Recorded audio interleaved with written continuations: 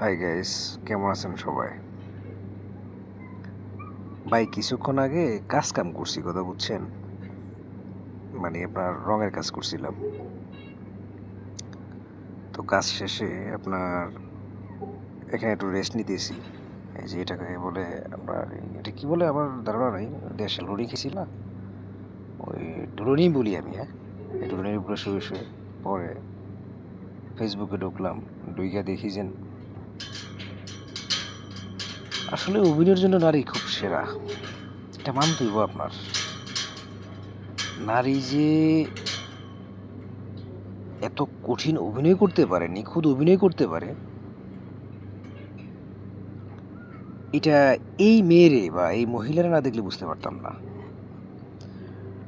৫-৭ দিন আগে দেখছি আপনার এই মহিলাটা আপনার তার স্বামীকে নিয়ে যেই ধরনের তথ্য দিছে, তখন বিশেষ করে আমার আমার দিকটা আমি বলি, আমার কাছে এত খারাপ লাগছে যে এই মহিলাটা কিডনি দিছে তার জামাই রে, কিন্তু সেই জামাই ওর চেহারা সুরাদ্দ দেখতে অনেক সুন্দর, অনেক স্মার্ট, ড্যাশিং। পৃথিবীতে সবাই তো মানে সুন্দরের পূজারী। তারপরে সংসারটা দীর্ঘ ২০ বছর ২১ বছরের সংসার, সব কিছু মিলে মানে আমার মধ্যে একটা কিউরিসিটি তৈরি হয়। মানে আমি খুব ডিপ্রেশনে পড়ে গেলাম। সব কিছু মিলে তো মেয়েটা অনেক সুন্দর, অনেক স্মার্ট, কিন্তু এই ছেলেটা কেন এগুলো করলো বা কী জন্য এটা করলো?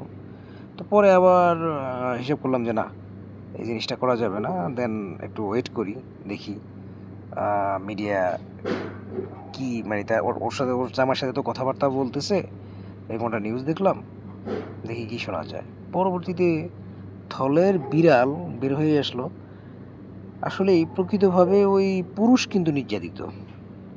পুরুষেরে আপনার কিডনি দিছে ঠিক আছে, বাট কিডনি দেওয়ার পর পর ৬০ লক্ষ টাকা নিছে এবং পাশাপাশি তার কাছ থেকে আপনার নিল বাড়ি, ৩ তলা না ৪ তলা বাড়ি, যে বাড়ি থেকে প্রতি মাসে আপনার ৭০ থেকে ৭৫ হাজার টাকা আপনার আসে, ভাড়া আসে মাসে।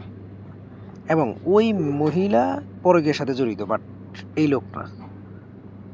দেখেন, এমন অভিনয় করছে ওই মেয়ে, ওই মহিলা, সারা বাংলাদেশে আপনার সেই লেভেলের ভাইরাল হইছে।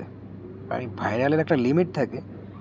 ওর কথাটা আমার মনে হয় বাংলাদেশে যারা সোশ্যাল ওয়ার্কের সাথে জড়িত বা মিডিয়ার সাথে জড়িত বা যারা এই যে ফেসবুক ইন্টারনেটের সাথে জড়িত, যারা এমন কোনো লোক দেখে নাই